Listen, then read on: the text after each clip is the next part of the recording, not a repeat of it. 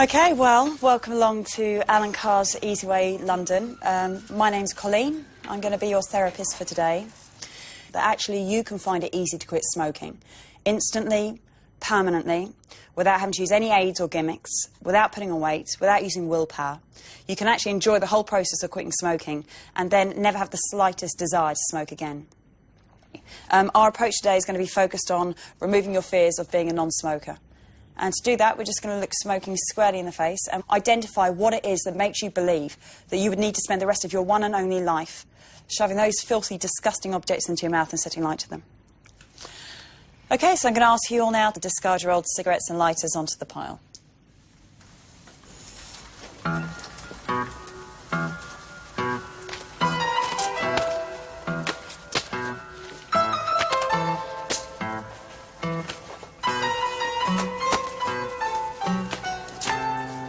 Congratulations, you are now a non-smoker.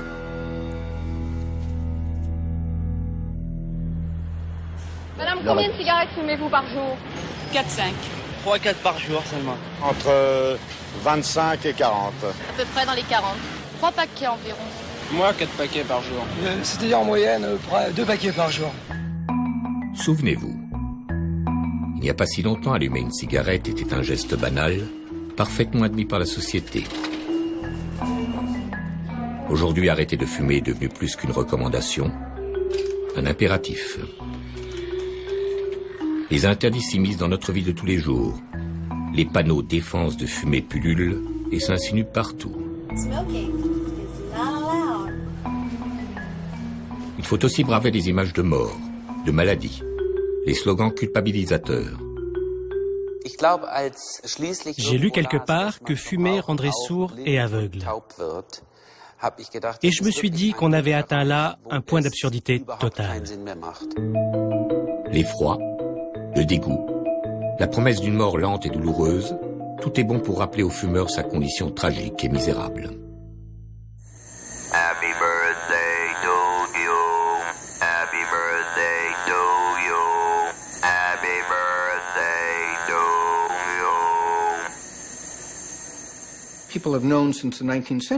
Depuis le 19e siècle, on sait que même à faible dose, la nicotine peut tuer de très gros rats.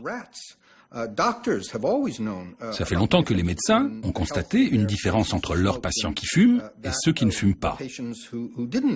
C'est pas pour rien qu'aux États-Unis, on appelle les cigarettes des clous de cercueil.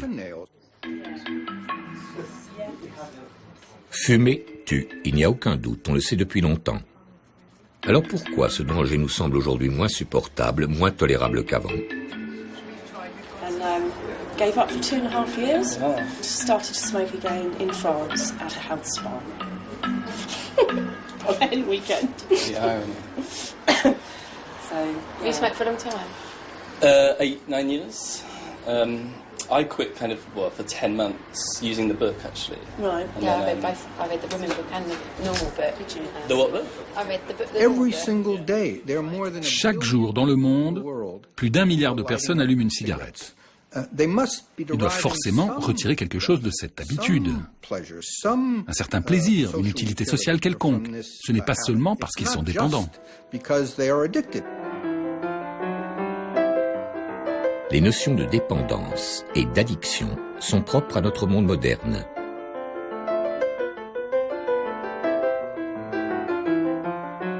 Hier, le tabac était un plaisir populaire, un mode de sociabilité accessible à tous. Il s'est ancré dans notre histoire, dans notre culture. Et fumer nous était devenu aussi naturel que boire ou manger.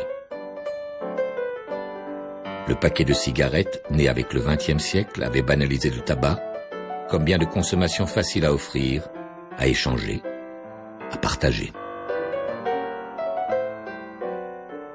L'amusante manifestation qui célèbre les charmes du tabac commence par le concours de la plus gracieuse et souriante fumeuse.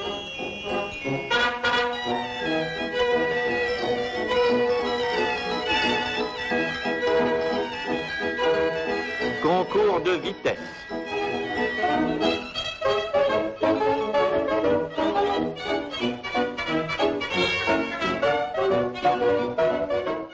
La cigarette, c'est vraiment un mode de sociabilité. C'est quelque chose qui s'offre, exactement comme la prise d'ailleurs pouvait s'offrir quand vous offriez la tabatière, vous voyez.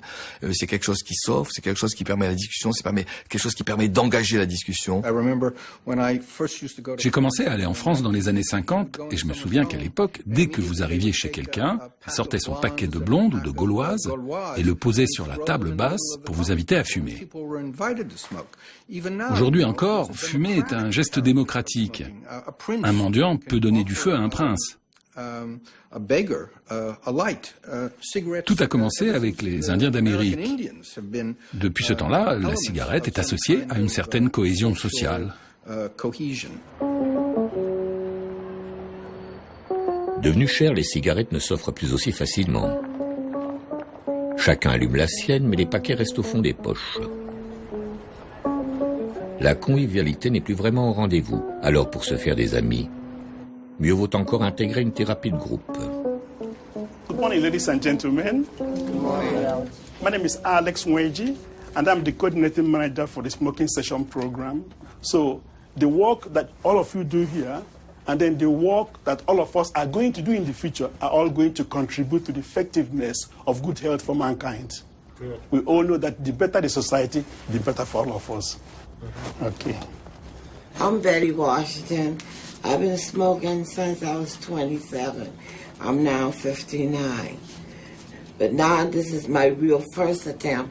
I've stopped smoking. I haven't had a cigarette in 46 days. Excellent. I wear a pack. I've been smoking since I was 15. I'm 56 now. I just have trouble stopping. I tried the gum patch.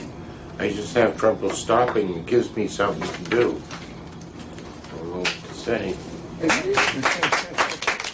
My name is Patricia, and I'm pretty sure I will keep on the same track, especially since I have a little more help. Thank you.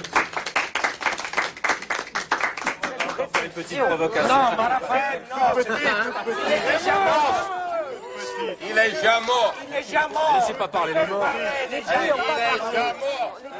Avant de diviser la population en fumeurs et non-fumeurs, le tabac réunissait les gens. Et pour cause, tout le monde fumait. Une cigarette à la main, on était prêt à écouter toutes les idées, à faire durer tous les débats. Vous l'avez tué. C'est le cinéma minable qui l'a tué. Le cinéma stupide l'a tué. Mais vous avez 15 ans de plus que Sorin, vous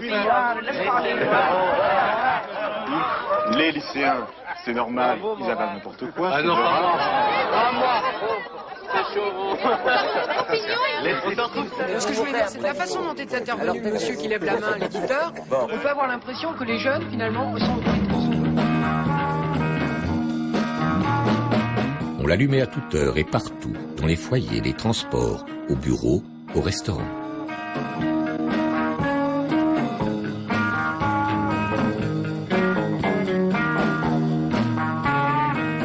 Hommes, femmes, vieux, jeunes, elle faisait oublier les conflits et les différences. On est alors dans les années de la reconstruction, une époque où la société retrouve ses repères et son ordre habituel. Et c'est le moment où les femmes accèdent à l'émancipation, ce qui est aussi le signe d'une libéralisation politique.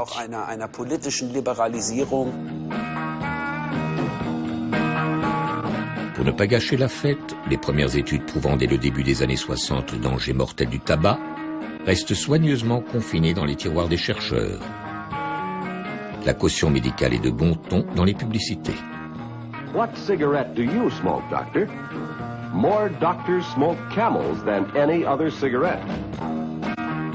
La série américaine Mad Men, située dans le milieu des publicitaires new-yorkais, rappelle cette époque où l'insouciance de la population s'accorde au cynisme des fabricants. Our product is fine. I smoke them myself. My granddad smoked them. He died at 95 years old. He was hit by a truck. I understand. But our hands are tied. We're no longer allowed to advertise that Lucky Strikes are safe. So what the hell are we going to do? We've already funded our own tobacco research center to put this whole rumor to rest. And that's a very good start. But it may not affect sales.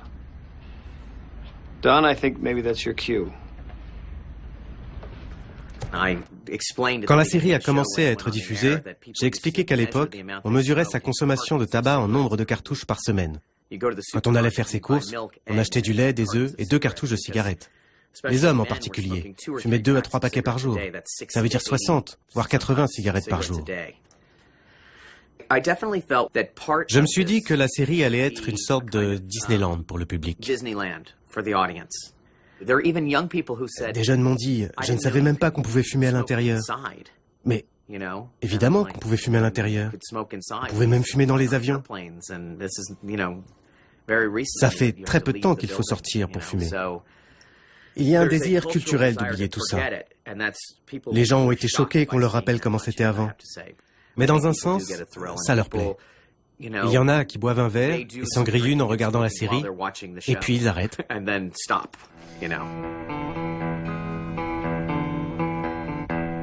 Dans les bureaux et les usines, la cigarette n'est pas encore considérée comme une pause improductive. Au contraire, elle est le signe d'une activité débordante.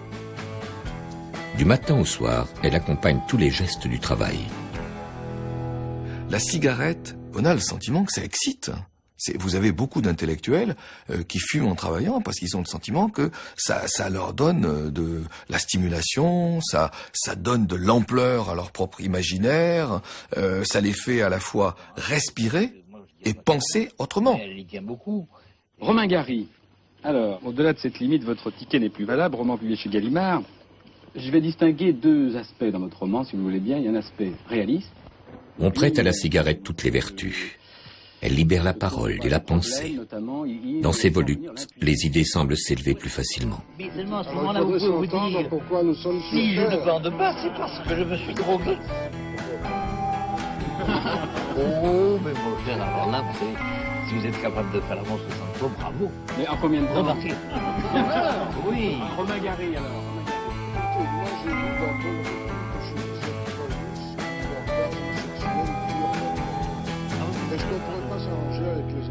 Le tabac a accompagné l'acte de création des écrivains pendant très très longtemps. Et d'ailleurs, je suis persuadé que ça aide beaucoup d'écrivains de fumer. Par exemple, Françoise Sagan n'a jamais écrit un roman sans fumer cigarette sur cigarette. Et d'ailleurs, quand elle venait à Apostrophe, Françoise Sagan, elle fumait sans arrêt, sans arrêt, sans arrêt. Et pour elle, la cigarette était à Françoise Sagan ce que la canne blanche est à l'aveugle. Ça leur était nécessaire. Ils étaient au fond, ils se retrouvaient dans une ambiance de café, ils se retrouvaient dans une ambiance de salon chez eux ou chez un copain.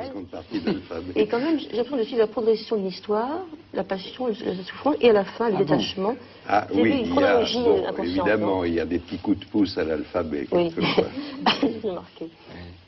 Quand j'ai commencé à Apostrophe en 1975, la plupart des hommes portaient la cravate et fumaient.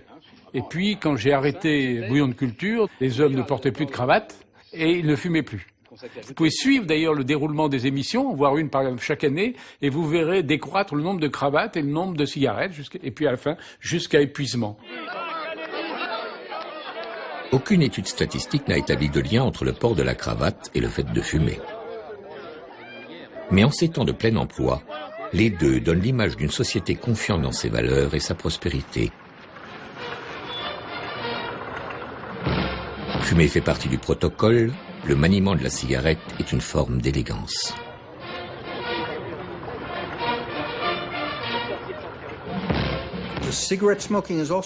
Fumer est aussi une activité esthétique.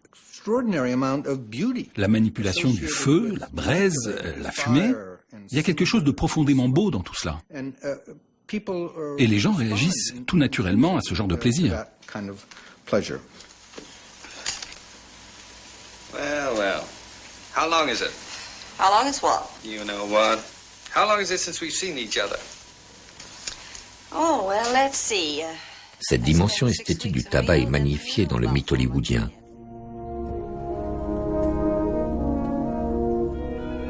Même éteinte, la cigarette est un accessoire à part entière, aussi important que le costume ou la lumière.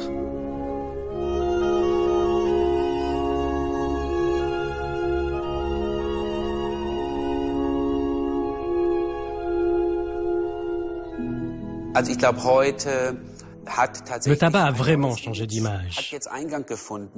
L'idée, c'est qu'aujourd'hui, fumer, ce n'est plus cool. Ce n'est plus dans l'air du temps. Ça l'était à l'époque d'Humphrey Bogart, du film noir de Jean-Paul Belmondo. Nous sommes censés vivre dans une époque meilleure, plus intelligente, plus saine. Est-ce le résultat d'une démarche voulue ou consciente? Les héros d'aujourd'hui sont-ils meilleurs? Je n'ai pas de réponse définitive à cette question.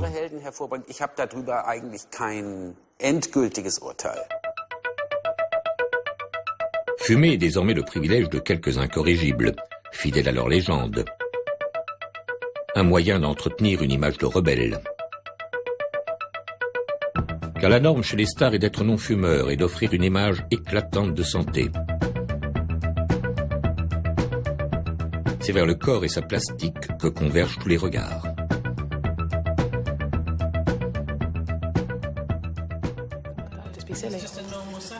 Okay, well, this is, throw this away.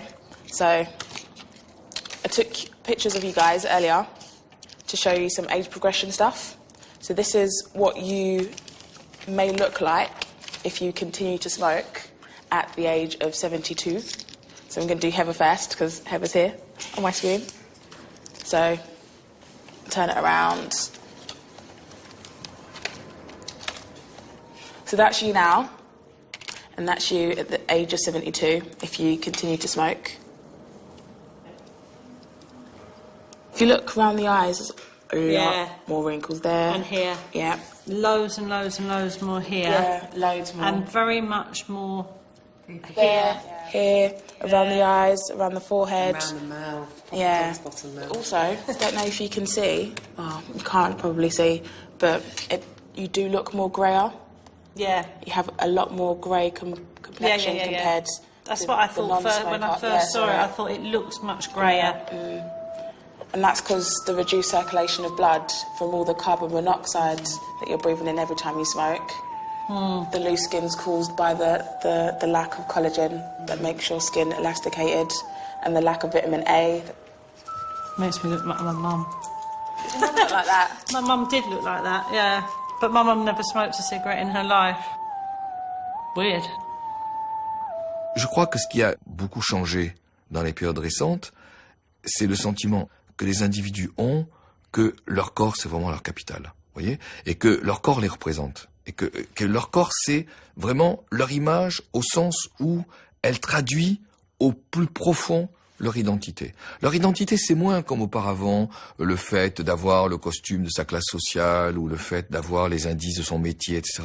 L'identité, c'est le fait de traverser à partir de son corps l'expression qui traduit vraiment la personne au sens le plus singulier du terme. Notre corps nous représente. Même aux plus hautes fonctions, il ne faut rien en cacher. Savoir l'entretenir et le valoriser en toutes circonstances.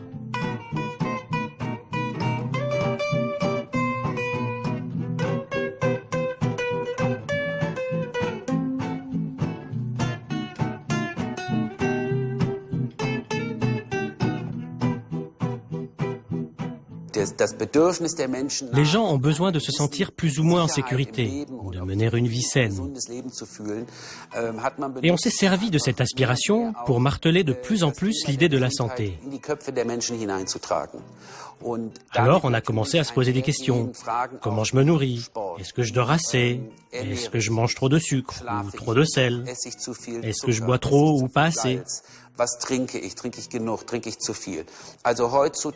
Aujourd'hui, on ne peut plus ouvrir un journal sans tomber sur un bon conseil du genre « Buvez un verre de vin rouge par jour »,« Le café est-il bon ou mauvais pour moi ?»« Est-ce que je dors sur le bon oreiller ?»« Est-ce que je dois aérer la pièce ?» L'homme moderne est tellement obnubilé par ces petites questions du quotidien qu'il en oublie presque de vivre.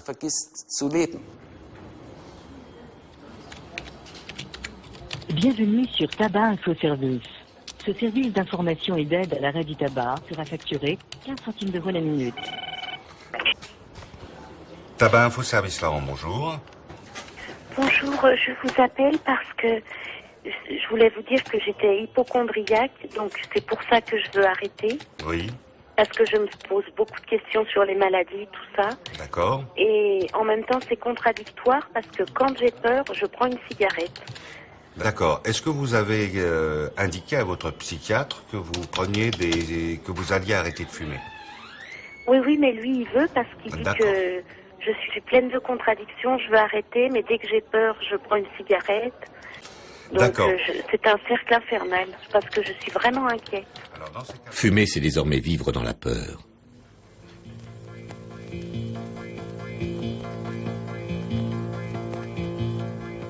Cette peur trouve sa source dans le milieu des années 70.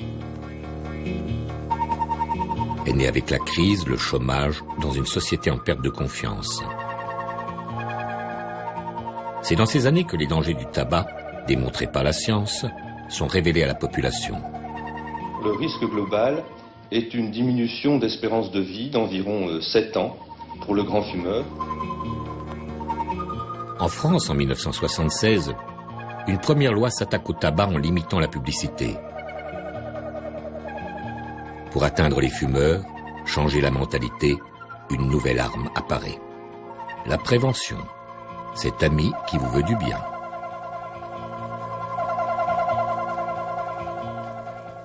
Ce qui a changé en 40 ans, c'est qu'une pratique qui paraissait à la fois normale et qui paraissait comme une pratique d'affirmation, comme une pratique de valorisation en quelque sorte de la personne, d'affirmation de l'autonomie, d'affirmation de l'initiative. Cette pratique-là est devenue une pratique transgressive. C'est-à-dire que c'est devenu une pratique inquiétante, c'est devenu une pratique dangereuse.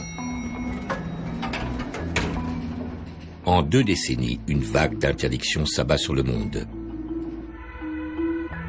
Au début des années 90, des lois, comme en France la loi Evin, bannissent le tabac des transports, des administrations, des commerces. Peu à peu, même les pays les plus réticents, comme l'Espagne, le Québec, la Chine, se résignent à appliquer une législation. Certains États américains s'attaquent à des lieux où le tabac est traditionnellement toléré. Fumer est interdit dans les hôpitaux psychiatriques, les prisons, et même, comble de l'ironie, les couloirs de la mort. My name is Lionel Ferguson, and I've been smoking for about 40 years. And I'm glad now that society is finally becoming a little bit more aware of the dangers of smoking and realizing that it's not cool. I had to reprogram my mind to realize to stop the bad habits that developed over the past 30, 40 years. And once I've been able to do that, I've been able to stay smoke-free. Contrairement à ce que l'on pense, nous sommes extraordinairement souples quant à l'intériorisation de l'interdit. Et nous arrivons finalement, nous, humains, à assimiler insensiblement les interdits et à les rendre naturels. Pour donner le sentiment que ces interdits nous protègent, il faut sans cesse dire et redire le danger, alimenter la peur. La liste des maladies où le tabac serait en cause s'allonge comme par magie. Ostéoporose, surdité, impuissance sexuelle, tous les arguments sont bons.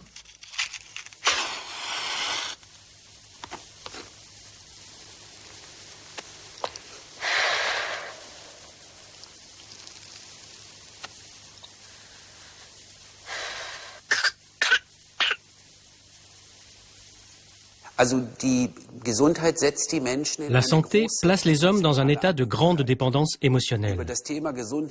On peut contrôler beaucoup de choses au moyen de la santé. Elle concerne à la fois notre vie privée, la durée de notre existence, l'énergie dont nous disposons et notre résistance face à la maladie. La santé suscite énormément d'angoisse.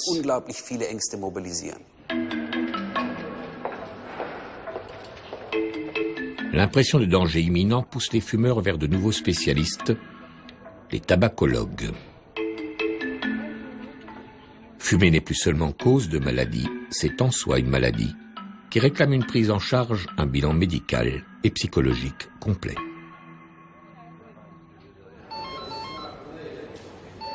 Le matin, au bout de combien de temps prenez-vous votre cigarette ou au bout de combien de temps vous pensez à elle, cette cigarette? 1 heure. 1 heure. Au moins, c'est au moment du départ. C'est au moment de partir. C'est au moment de partir. D'accord.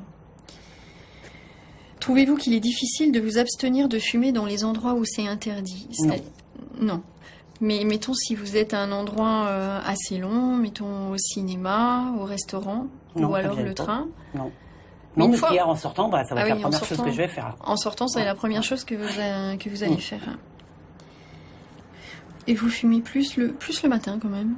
Vous avez noté que vous fumez plus le matin? Avec les collègues, je commence à 6h le matin. Hein. Ah oui, avec les collègues. Je commence à 6h, donc automatiquement, oui, dès le matin. Hein. Ouais, de 6h à midi, vous en avez fumé combien? Ça dépend de l'ambiance qu'il y a. À peu près, j'en fume au moins 5. 5? Ouais. Ouais, moitié, quoi. Enfin, à peu près, quoi. Ça dépend. D'accord. D'accord, on a 3 sur le test de Fagerström. Le test de Fagerström, un questionnaire à choix multiples qui sonde autant la consommation de tabac que les habitudes de vie, les travers psychologiques du fumeur. Est-ce que vous prenez des médicaments? Êtes-vous plus irritable quand vous ne fumez pas? Est-ce que votre foie, il est toujours stable? Trouvez-vous difficile de vous concentrer sur votre lieu de travail? D'un point de vue moral, comment vous vous sentez aujourd'hui? Avez-vous la bougeotte? Vous vous sentez plutôt tendu, énervé? Avez-vous déjà été soigné pour une dépression nerveuse? Vous voyez régulièrement votre médecin? Sur une échelle de 0 à 10, évaluez votre confiance en vous.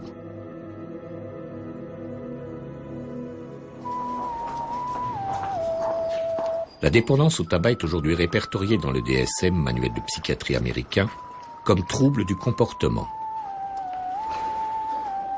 Fumer relèvera-t-il bientôt de la maladie mentale? De fait, la stigmatisation du fumeur est si forte qu'ils en développent de nouvelles névroses. Sentiment d'échec, culpabilité, perte de confiance en soi.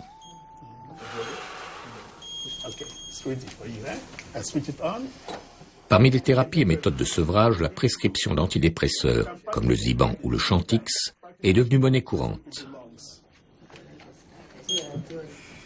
Okay. There are other medications to help you, like Chantix. Okay. Basically, it works like this. Remember, when you smoke cigarettes, the nicotine that are present in the cigarette, there are some centers it will hit in our brain. They're called receptor sites. Okay. So when they hit those centers, the dopamine is released, and then it makes us to feel happy. Now, when you are using the Chantix will go and block those receptor sites, those areas where you now smoke cigarettes, you no longer have the enjoyment. Those your cigarettes? No, they were just sitting here in the garden. You don't smoke, do you? Nah. Give it up. No, me either. Boy. Enough of that. That was enough. 25 big ones. Oh, boy. Finished. Got the energy now. Oh. Hey. Boy, since I quit, boy, just everything... Just focus. Zeroed in. Oh, yeah. Bang, Me too. I feel sorry for suckers. Still puffing away, No willpower. No willpower. Pacifier. Silly. The beauty of quitting is that now that I've quit, I can have one. Because I've quit. Just like jewelry, it's not really... I don't even inhale, really. You want to join me? Well, yeah, since I quit. Okay. Now that you've quit, you can have one. Sure, yeah. I can do that. Yeah. All right. Okay.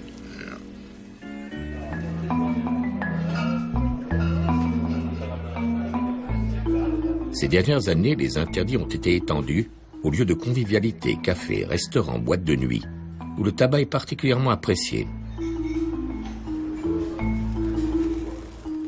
Dans les années 70, une telle interdiction ne pouvait être qu'un canular, voire un poisson d'avril au journal télévisé. Ce geste, fumer une cigarette, vous ne pourrez plus le faire en toute liberté.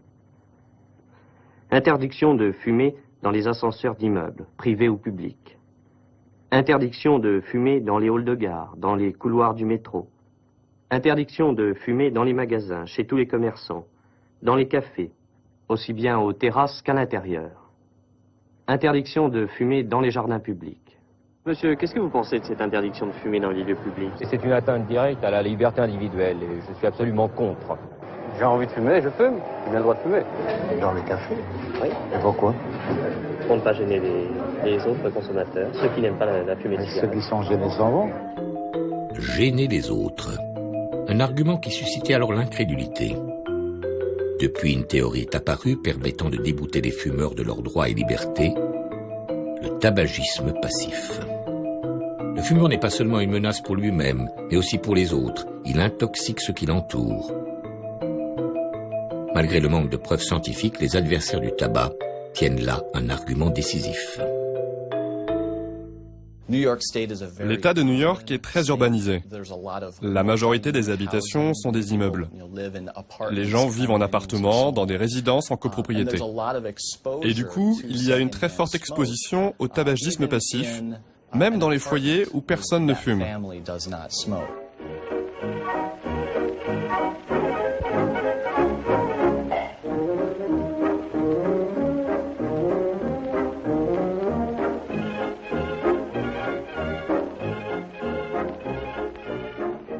Recently, there's now the third-hand smoke. Yes, this happens when you are living in a home and you smoke cigarettes. As you smoke cigarette, the toxins, the carbon monoxide, the particulate matter all leave and then they settle at the homes, in the walls, in the ceilings, on the tables. So over time, they accumulate at these surfaces. And then when the wind starts to blow, this particulate matter are released into the air. And so when you breathe this matter, it's now the third-hand smoke. Rien n'arrête la surenchère des arguments contre le tabac. Sournoisement incrustés dans nos murs et nos placards, ils seraient toujours prêts à agresser notre organisme. La psychose s'installe. When I stopped smoking and I went into my closet, my closet smelled like smoke. Yeah. My clothes. Yeah. I cleaned everything and they put all coats in the cleaners. I'm in the process of painting my house because I noticed on the walls the tobacco. Really, from the smoke. Le tabac serait aussi une pollution, un danger pour le parfait équilibre atmosphérique de nos villes. Dans l'État de New York, le plus pollué des États-Unis, il est maintenant défendu de fumer dans certains espaces extérieurs, comme les parcs et les plages. Face à cette extension sans limite des interdits, la résistance s'organise.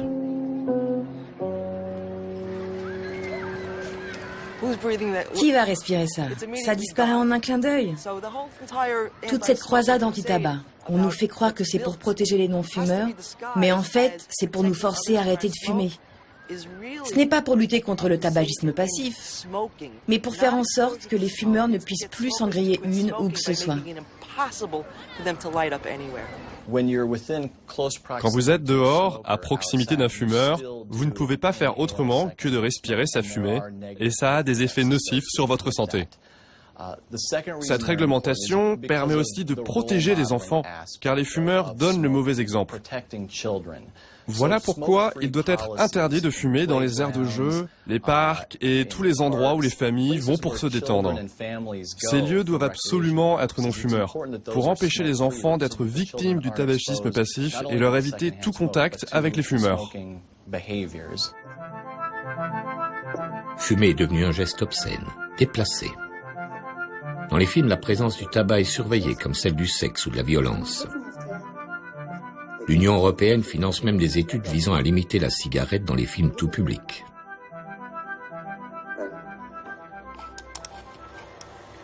So, das ist jetzt so eine Szene.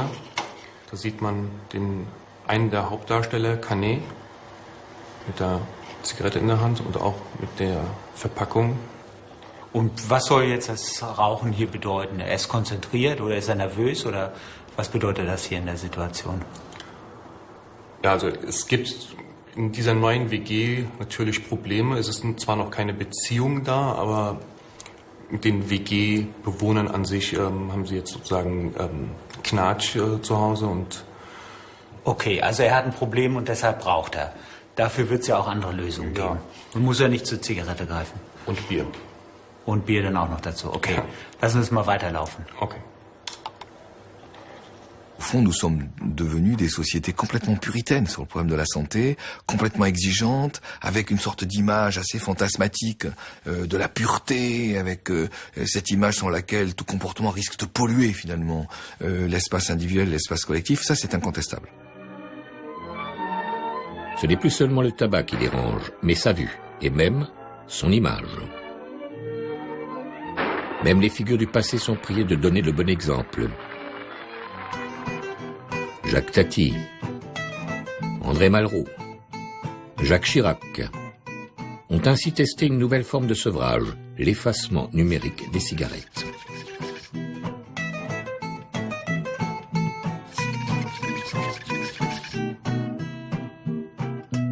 Quel est le but de cette nouvelle censure? Qui entend-elle protéger? Prenons un adolescent dont les parents ne fument pas. S'il a l'habitude de regarder des films où la cigarette est très présente, il aura tendance à fumer autant qu'un adolescent dont les parents fument. Les images que l'on voit au cinéma ont un impact immense. Elles peuvent faire voler en éclats les valeurs et l'éducation que les parents essaient de donner à leurs enfants. Faire un film pour enfants dans lequel les personnages fument, c'est un peu comme jeter des déchets radioactifs dans une cour de récréation. Ça va rester un bon bout de temps.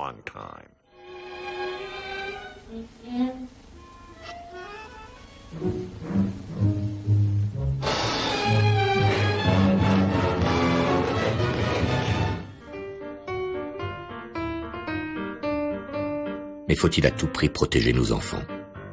Les rendre sitôt conscients de leur santé, ce bien dont ils jouissent naturellement? À force de prévention, la santé s'est peu à peu immiscée dans l'éducation, au point qu'elle pourrait bientôt être enseignée, au même titre que l'écriture et le calcul mental.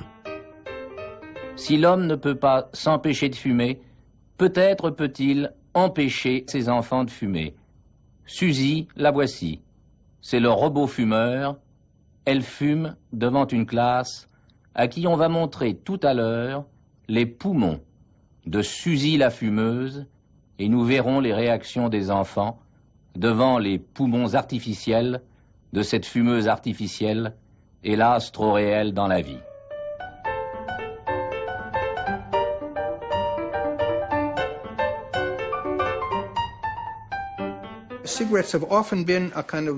Pour beaucoup d'adolescents et de jeunes adultes, la cigarette est souvent considérée comme un rite de passage. C'est quelque chose qui leur est nécessaire pour se frayer un chemin vers l'âge adulte.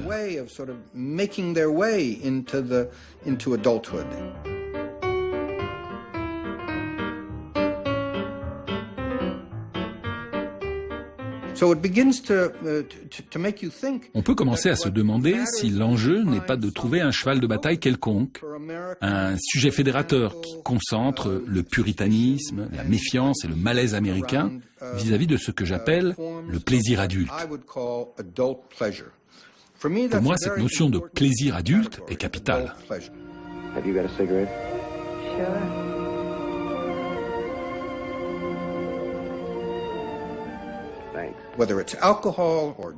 Que ce soit l'alcool, la drogue ou le sexe, toutes les formes de plaisir adulte comportent une part de risque. C'est ça être adulte, être capable de prendre du plaisir dans des activités à risque. Ta cigarette après la mort.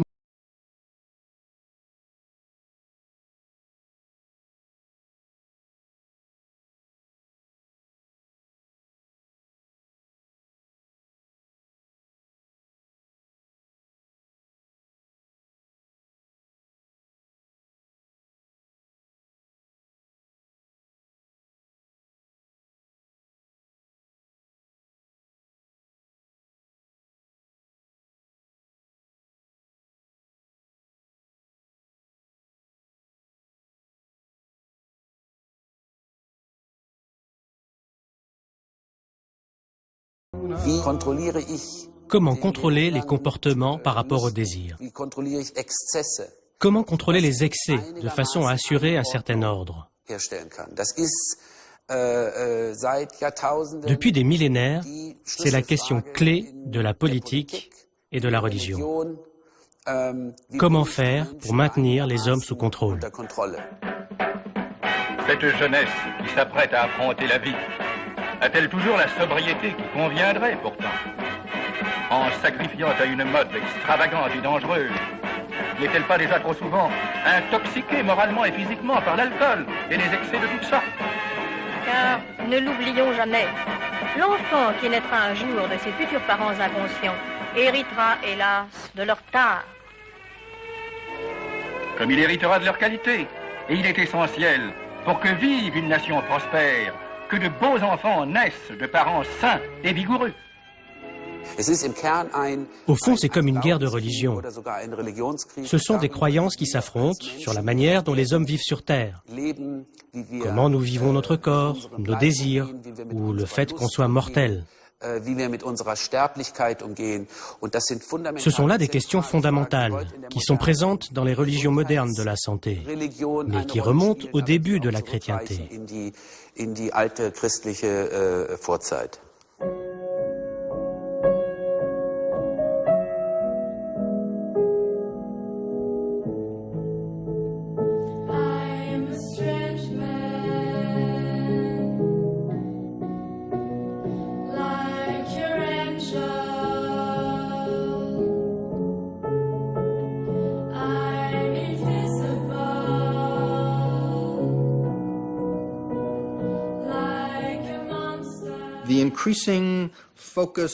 On se focalise de plus en plus sur une certaine idée de la santé.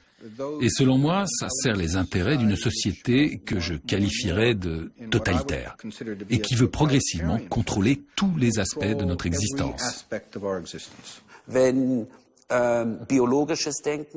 Dès lors que la pensée biologique influence la santé publique et que celle-ci fait l'objet d'un programme d'État, il faut faire preuve de la plus grande vigilance. Parce que cela s'accompagne toujours d'une volonté d'éduquer le peuple. L'État s'efforce d'imposer certaines conceptions.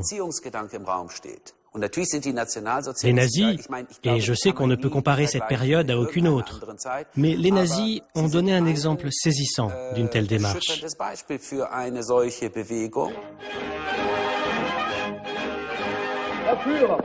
Mussolini und Franco, drei Männer, die für ihre Völker und für die gesamte Kulturwelt als Symbole der Willens- und Leistungskraft erscheinen, brauchen nicht.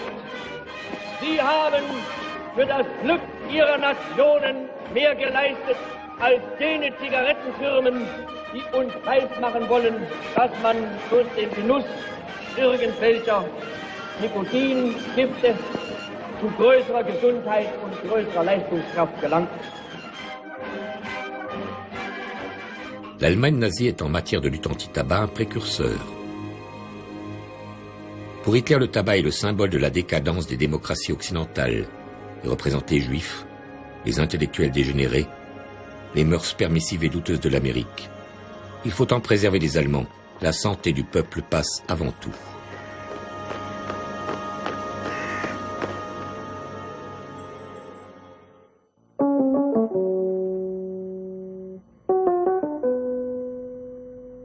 Okay, I'd like you now to relax, close your eyes, take a few deep, slow breaths, as if you're about to have a little doze or a little catnap.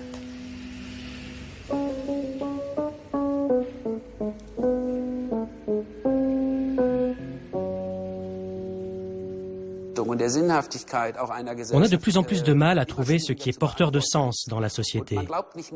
On ne croit plus à grand-chose. On ne croit plus guère en une vie dans l'au-delà ou en une église. Et l'on doute même souvent de la démocratie et du capitalisme. Voilà pourquoi la santé est devenue une sorte de religion moderne. Par exemple, au niveau du dos, vous pouvez ressentir que ça appuie plus en haut ou en bas, que vous ressentez plus votre dos. Aucune génération n'échappe à ces impératifs de santé. Dans les maisons de retraite aussi, fumer est désormais interdit. Dès que je me levais, j'allumais une cigarette gitane. Et je finissais au bout de la journée 2 paquets de cigarettes de gitane. Maïs, hein. Voilà. Tu voyez ce que c'est? 2 paquets par jour? Oui. Une cigarette rallumait l'autre. Et vous n'en avez pas crevé? Et j'en suis pour mort, vous voyez. Dans notre culture, on a tendance à beaucoup valoriser la longévité, comme si le fait de vivre vieux était une fin en soi. Je trouve que ça n'a pas de sens. Ce qui compte vraiment, c'est la qualité de vie, pas le nombre d'années qu'on a vécu.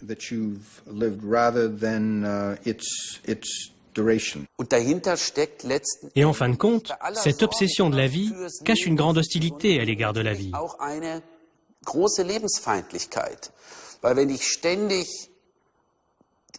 Parce que si je passe mon temps à penser aux risques que j'encours, je ne vis plus que dans la crainte et l'angoisse.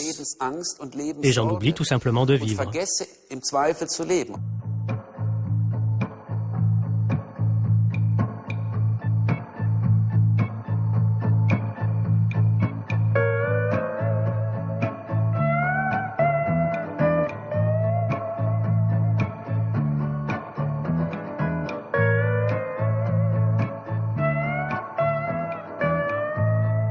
Il n'est jamais trop tard pour en finir avec le tabac.